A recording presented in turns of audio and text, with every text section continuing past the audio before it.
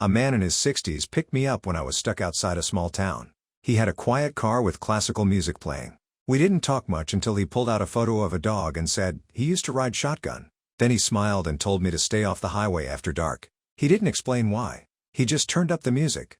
I once picked up a woman who told me, flat out, that she didn't know where she was going.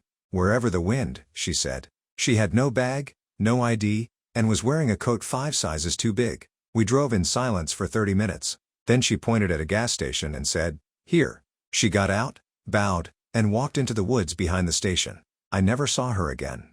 I was hitchhiking once and got picked up by a couple in a vintage Volkswagen bus. They offered me trail mix and played 80s synth pop the entire ride. Every time we passed a cow, they'd honk twice and say blessings. When I asked why, they just said, "We're even now."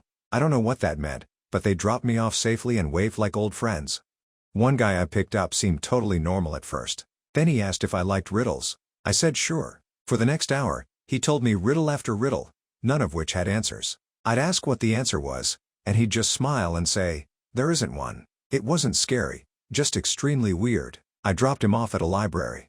I once hitchhiked during a storm and got picked up by a woman in a red pickup truck. She didn't say a word the entire ride. Not one. Just drove in silence while classical music played softly in the background. When we got to the edge of town, she pointed at the streetlights and said, "That's where it ends." Then she turned around and drove away into the rain.